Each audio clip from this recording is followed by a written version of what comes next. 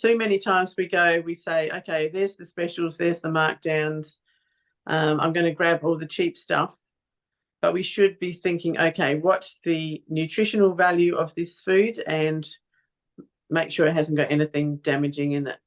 Number one, always. And if you have to pay a little bit more, as long as you like it and you're going to actually eat it, buy it.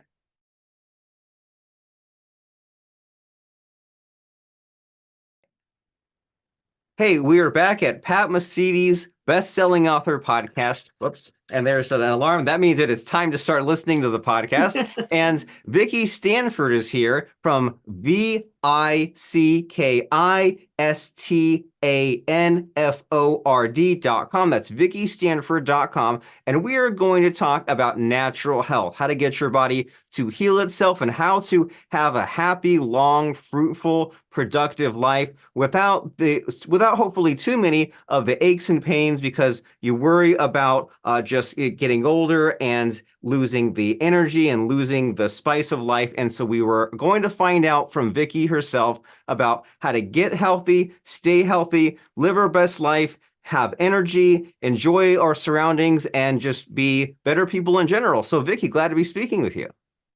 Thank you. Glad to be with you too. And so when people talk about health, it seems like there's so many different paths. Many people have different opinions. And so when we even hear this phrase natural health, we all have different first impressions. So when we're talking about natural health and your own angle on this, what are the details? What are you all about? What's your uniqueness? Okay. I actually, before I started this journey, I actually thought I was into natural health because I thought I ate a fairly healthy diet. And no, back 20, 30, 40 years ago, it wasn't that hard because there was good food around.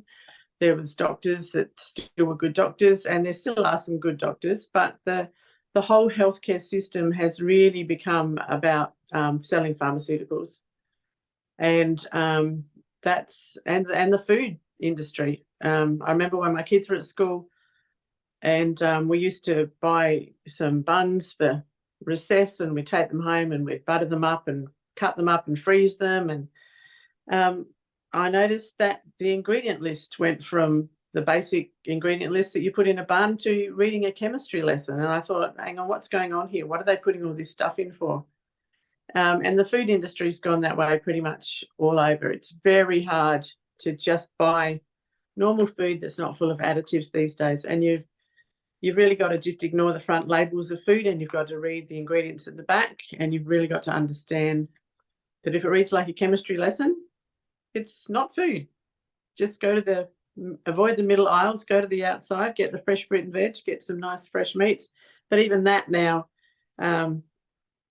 look, I don't know how much there's conspiracy theories and how much it's true, but it seems that even buying fresh meat and fresh veg is now getting more difficult, that you've really got to go to local farmers markets, organic growers, get your butcher straight from the farmer, so you really know what you're getting.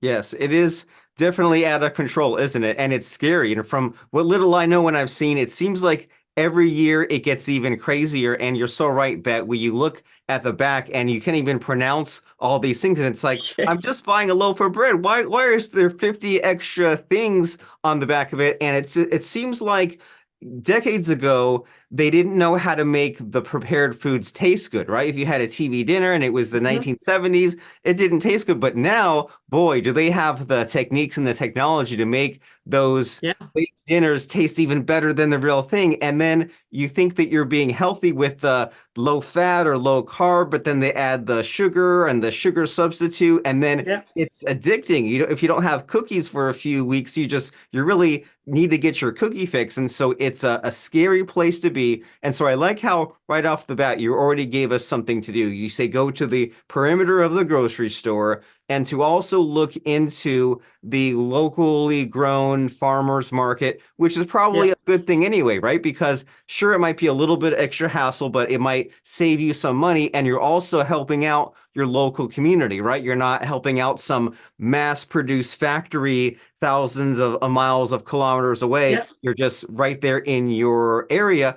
And so what triggered this? Like you mentioned a moment ago that you used to think that you were into natural health, but you didn't realize how much there was to do. So what started your journey into this whole new world? Well, interesting. You mentioned in your introduction, we don't want to get old and have aches and pains. And just this week, I heard how old were they? I think possibly in their 40s. Oh, I'm just getting old. I've got all these aches and pains. And I said, no, don't just blame getting old. You are way too young for that. And that's what happened to me. I was in my 40s and I was getting a lot of muscle soreness, joint stiffness, depression, but it was gradual. So I didn't really have an event that woke me up to that. And I just thought I must be getting old. I'm sure some of it was stress. But until I did have a crisis, and then that's what woke me up. And I just was going from gradually feeling like I was aging to having a crisis where I just started having, I didn't know what they were, panic attacks, heart palpitations, dizzy spells, really weird symptoms that I went to lots of doctors. I wrote about that in the book and got nowhere. And I had to just start doing my own research. I had to just really start reading everything. And I'm a Christian. I pray about these things. I ask for God's guidance. And little by little, I just felt like God led me to keys that I needed. For example, I was very mineral deficient over many years of not supplementing minerals, not eating as good a healthy food as I thought I was. I was very mineral deficient in magnesium. That's a huge one. And everywhere I looked, I just kept hearing magnesium. So eventually I discovered where to find magnesium, which it's easier now than probably was back then when it happened to me. But that's a huge thing, getting your minerals up. People talk about your vitamins a lot. They don't talk much about your minerals. Your body can actually make a lot of the vitamins if it has the raw materials, but it can't make the minerals. So you've got to source them. You've got to get iodine. Iodine used to be added to bread all the time. And I think probably early 80s, they started taking iodine out of bread and putting in artificial things that did the same. So we've all become iodine deficient, as well as magnesium deficient, as well as many other minerals. Okay, so this is so far a good to-do list, right? To consider these minerals such as iodine and magnesium. And what are the benefits of this? Like you mentioned about how you had the aches and pains and you thought, oh, I was just getting older, but then you began experimenting. And like, what are the benefits of iodine and magnesium as far as what they do for us? Well, specifically, magnesium was a huge one for me. Magnesium can be 400 plus jobs that it does in our body. It helps us absorb the calcium into our bones and our teeth. And we're getting these diseases these days where our veins are calcified and our brains are calcified. It's not a shortage of calcium, it's the place that our body's putting the calcium. So if we get the magnesium and also your vitamin D and other things as well, then your body will put that calcium in your bones where it belongs, instead of in your veins and in your brain where it doesn't belong. I just, in my own journey, I just sort of discovered them one by one. MSM was a huge one, which is an organic form of sulfur. And sulfur is something that should be rich in our soils, and our soils are very depleted. So my joints were all getting very achy, arthritic, and my joints, actually, my thumbs started to lock up and I couldn't straighten them. And that was a bit scary because then my jaw was a bit clicky, and I thought, if my jaw locks up, That's that not can good be at pretty all. serious. Yeah. So about that time, a friend told me about a natural doctor who I went to, and he actually said, try some MSM, which is the sulfur form, which you can buy pretty readily these days. And within my thumbs had been locked up and I couldn't straighten them for about 6 months. And within about 10 days of taking the MSM, all of that eased up and my joints started to ease up. It was amazing. It was almost miraculous. And it was just a deficiency. I just didn't have enough sulfur in my body. So there's these little things that can make a huge difference, but you just don't hear about them in mainstream medicine. Right. And it's good to know that this exists, right? It's good to have the awareness, especially because I imagine there's no one size fits all, right? All of our bodies are different and we're at Yeah. different ages, but also even ignoring the age, we're at different levels of achiness and painness, different body Hmm. parts. Some of our thumbs are locking up some people's jaws. And Yeah. so it's scary enough to ignore a problem and just say I'm getting old because it might be a serious issue, but then it's also scary to maybe go to a doctor and then get some weird pill and say, well, do I need this or will this cause more side effects? And next thing you know, you're taking 10 or 20 pills. So it's Yeah. interesting, this idea of maybe just trying one thing at a time and starting with like the magnesium and the vitamin D and having, number one, it seems the self-awareness of knowing what you feel is wrong with your body and then making this part of your habit, and then Hmm. as you take it, then kind of see what changes, and then and it seems like, so you've been on a path where it seems like you kind of fixed one thing at a time, right? You fixed one ache and pain, and then tried something else, and just kind of slowly eased into it. And I imagine that's important, right? Like we don't want to go out and Yeah. buy like 10 minerals or 10 supplements and take them all, and maybe they don't make us feel good. We don't want to do that, right? We want to do that one at a time. Yeah, look, one of the reasons I found a new doctor in the middle of this journey, and one of the reasons I went to him was I knew he did herbal stuff, and I thought I'm taking various herbs, and I thought, what if I'm taking something that I don't know I'm reacting to in the wrong way? So I thought he would help me with that. And I didn't know at the time he also worked with hormones, and that was really important because he identified that my hormones were pretty unbalanced. And you mentioned one size fits all, and mainstream medicine very much says, okay, you've got high estrogen or something, so we'll prescribe you a progesterone pill. So they just give you whatever dosage. Now the natural approach is to, okay, let's try you on this much. Let's test you in a few weeks and see what your body's doing with that. And I found that my body reacts really quickly. I found a tag for us patients that do this. We're called pixie dust patients.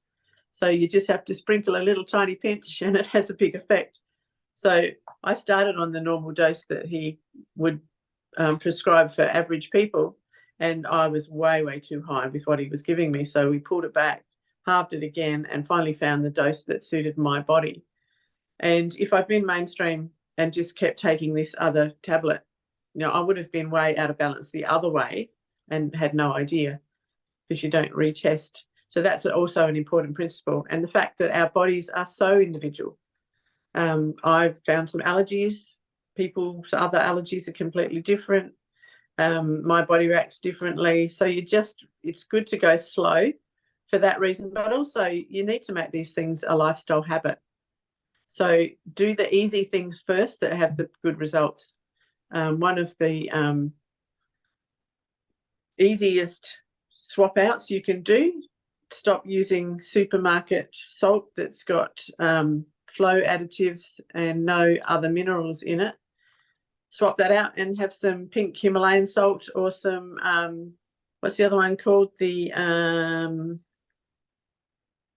Celtic sea salt, which are both unrefined, so they have all the trace elements and all the trace minerals in there and no nasty flow additives. Some of those flow additives have got aluminium in them, and we don't want to be sprinkling that on our food in the morning.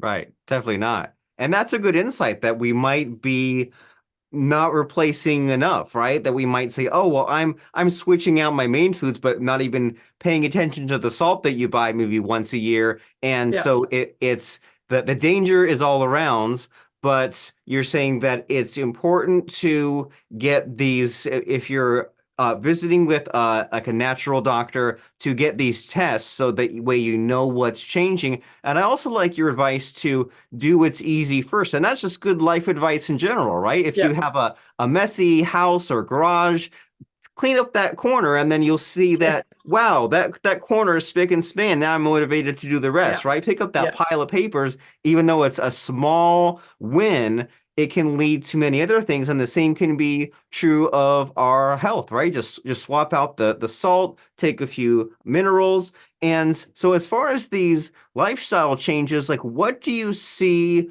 around you? Like there's what you've done, but you hear about how some people aren't drinking enough water or eating too much meat or not enough fruit. But what do you see in your surroundings as far as the bad habits of the average person? Look, it's very easy to get you back in bad habits yourself. It takes presence of mind. It takes planning ahead, planning your menus a little bit, planning to have good food in the house, not junk food. But look, it's very hard to even buy a snack. If you forget to take food with you and you just want to pop in and grab something quick to eat, very, very hard to find something quick and easy that's actually good for you these days, because there's so many additives in everything. For example, so many things now have yeast extract, all the processed meats, all the chips, all the and yeast extract is where they get the MSG from. They say MSG is banned, I think, still in Australia to add, and a lot of products say on the front, no MSG added. But yeast extract is where they get it from. So if they take it back a step and they put yeast extract in, that's classed as a food, not a chemical additive. So they can put that in and it's full of MSG and it has the same effect. So MSG doesn't really change the taste of food. It just tells our brains that it tastes better. So it's a brain stimulant. And some people react quite badly to it. And it's generally just not good for you.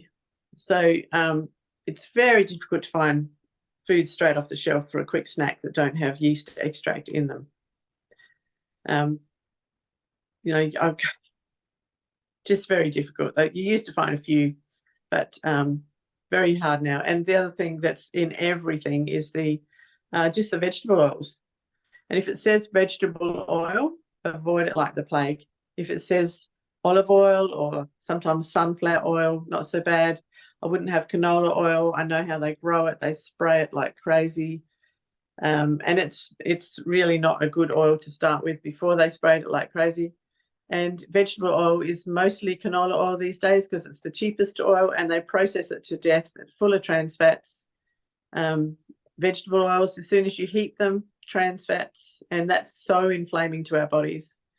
And that's in all the commercial foods as well. So you've actually got to train yourself to cook for yourself. Okay, yes, because it seems like to be a game of whack-a-mole, right? They say, "Oh, well, we ban MSG. Here's the yeast extract," and I can definitely see why it's come to that because of the mass production and because I mean, there are teams of food engineers, lawyers getting around any little law, any little regulation in order to save a few pennies per unit because they put out thousands, and if they can make money from it and it tastes better with the sacrifice of health, I mean, health is probably their last priority, right? They're all about making money. And so I think the life lesson I'm getting from you telling me this is that you will look out for your own health, right? These companies mass producing, they won't do it for you. And so we need to look out for our own health. But that might be easier said than done, right? Because the fast food's right there and the snacks are right there. And when you tell us to plan ahead and meal plan, then some people might already be resisting that. So how do we get it done? How do we make it a habit? How do we make it fun? How do we make it a part of our routine? Yeah, small changes like the salt. That's a quick, easy one. If you can go organic vegetables, it's not always easy, but there's something you can. I think it's an American list, but it's called the Dirty Dozen and the Clean 15. So if you Google that, you'll find out which fruits and vegetables are most routinely sprayed and which ones don't really need to be sprayed. So you tend to not get a lot of chemicals with them. So if you can't afford organic, then find out which vegetables are less likely to have chemicals on them anyway. For example, olive oil, they don't usually spray olive trees, at least in Australia where I am. So organic olive oil will still be better than ordinary olive oil, but not hugely. But if you cabbages, broccolis, that sort of thing, they spray them pretty heavily because they get the caterpillars on them and stuff, and it's hard to grow them commercially without spraying. They have to do a lot more work. So anyway, whatever's on the dirty dozen, they're the things that you try and buy organic if you possibly can. The clean 15, not so important. So start with the most important things. So, and make small changes, try them out, enjoy them, try them on the family, let them become a bit of a habit. Have to revisit them every now and then so they don't drop off, but try and make the things that you enjoy habits in your life. And I know people have tried to go from 0 to 10 in one go, and they've decided to just chuck everything else out and go just for raw kale salads, and they don't last very long at all. Right. And it's not good for your body to do that either. It's too much of a shock for your gut if you go from commercial foods to completely raw masses of vegetables. The amount of fibre, you just won't cope with it.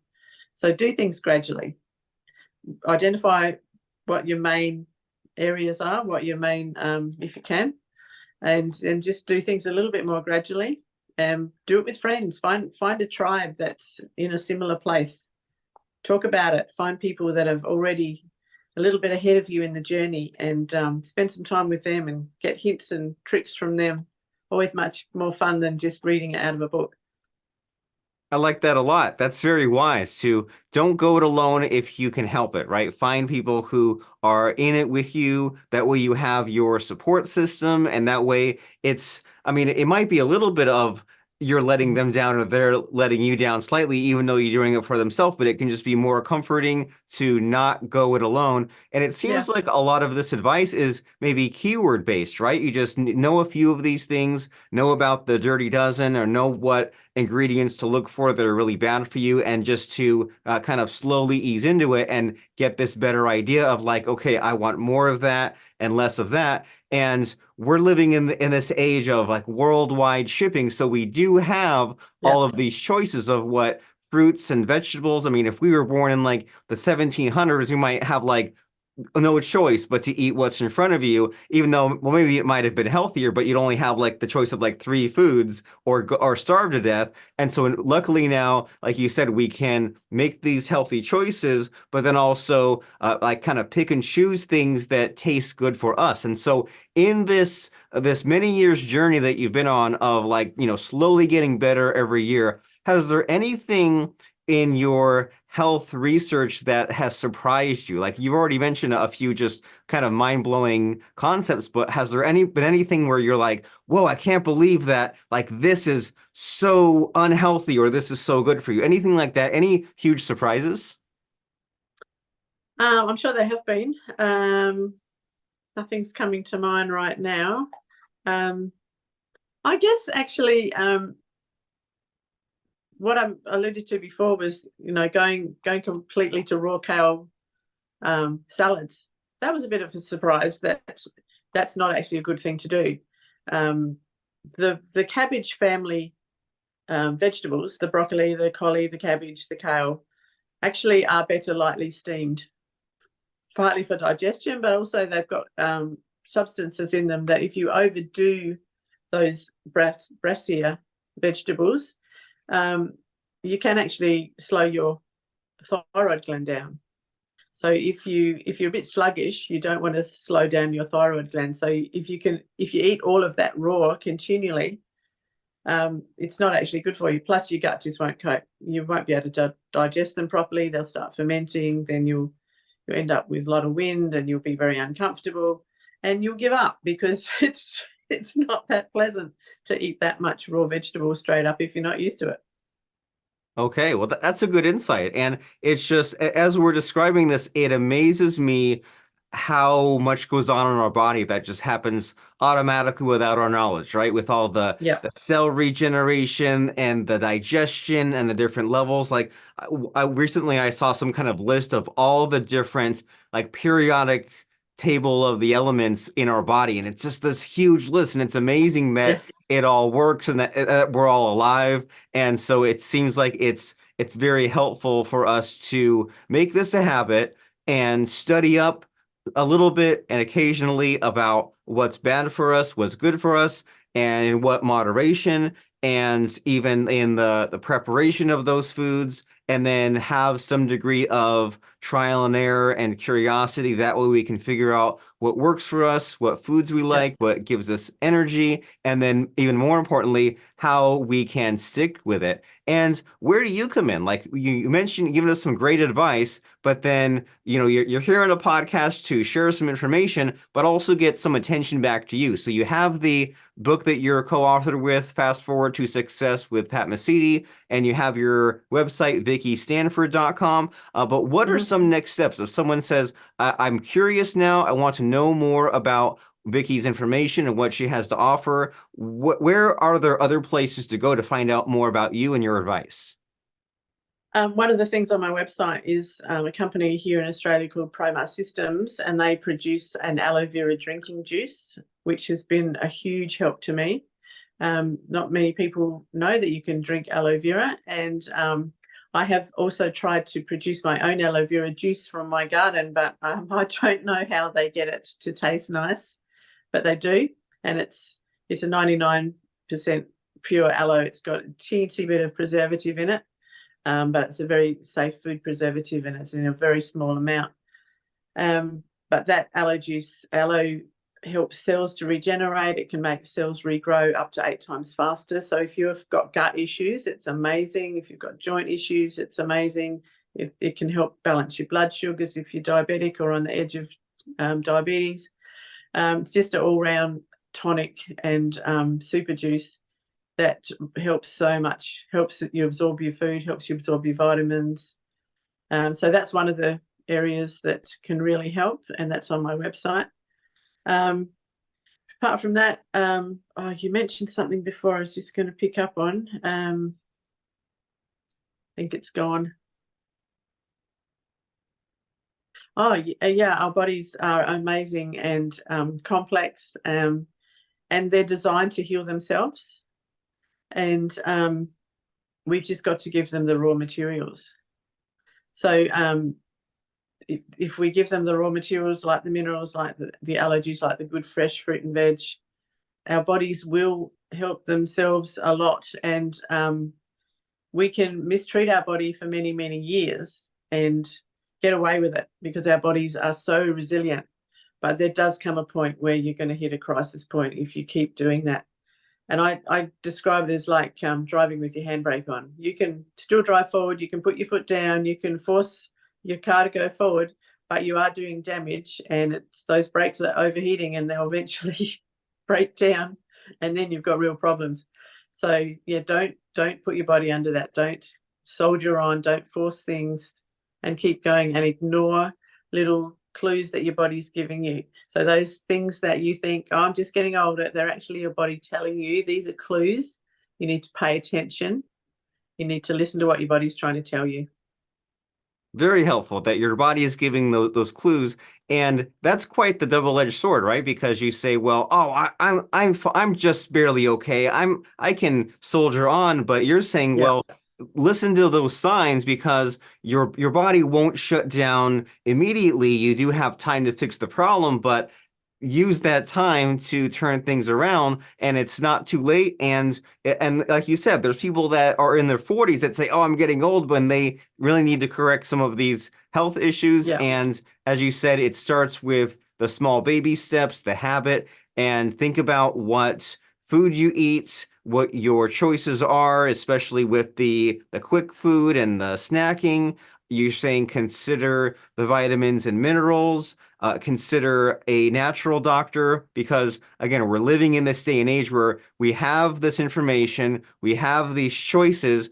Back in olden times, they would just do bloodletting, or they would crack your skull open or something. But now we say, hey, well, there's all these different approaches, and people have made all sorts of discoveries, and you don't necessarily have to take 50 different pharmaceutical pills to correct some of these problems, and we should be looking into this. And the next step for us to look into some of these things, including that amazing sounding aloe vera drink, is by going to VickiStanford.com. And you know what, Vicki, you've given us so much great advice, but it's easy to sometimes forget advice, and I find it's helpful to have a fun quote or lesson to make things really stick. So in all of your health adventures, have you come across a saying, a quote, or lesson, or just some kind of piece of advice that really was lasting for you that you can pass on to us? Does anything come to mind?